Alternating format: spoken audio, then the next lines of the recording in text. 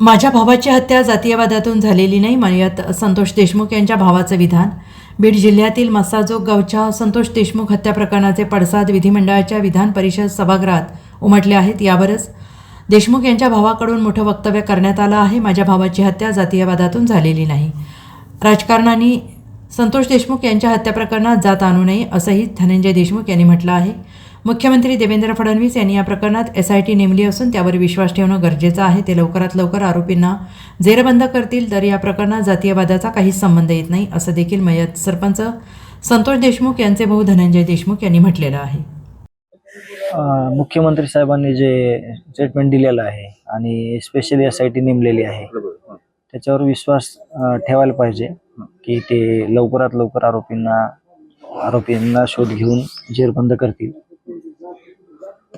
काय सांगाल, एकीकडे जर बघितलं तर काही लोक यामध्ये जातीवाद आहे असं म्हणतात, तुम्ही कसं पाहताय? खरंच जातीवाद नाही, जे म्हणतात ना ते लोक ते जातीवादी असतील, कारण काही तर जातीवादाचा काही विषय नाही. ज्या मुलाचे भांडण झालं ते तो दलित आहे.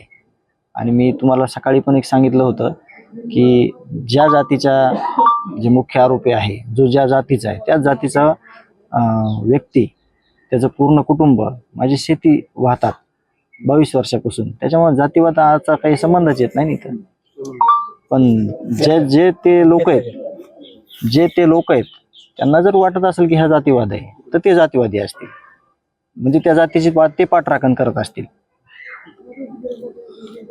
आज अधिवेशनाचा पहिला दिवस आहे, अनेक आमदार खासदार इथे येऊन गेले, लोक तुमची काय अपेक्षा आहे? आवाज उठवतो, आवाज उठवायला चालू आहे. सर्व जे आमदार आहेत, जे विविध पक्षातील आमदार किंवा लोकप्रतिनिधी आहेत त्यांनी आवाज उठवला आहे.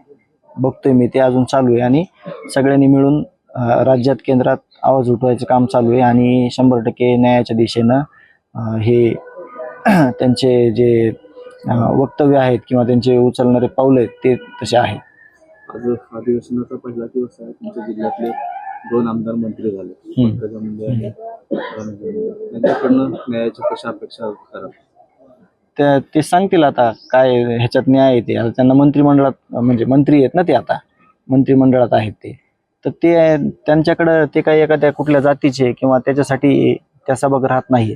त्याच्यामुळे जे माझ्यावर अन्याय झालेला आहे, माझ्या भावाचा खून केलेला आहे, माझ्या भावाची हत्या केलेली आहे, तर ते त्याच्यावर काय पाऊल उचलतात त्याच्याकडं म्हणजे बघावं लागेल. वाटकी काय म्हणतात ते काय करतात. कोण मंत्री येतो असं वाटतं तुम्हाला पाऊल उचलतो?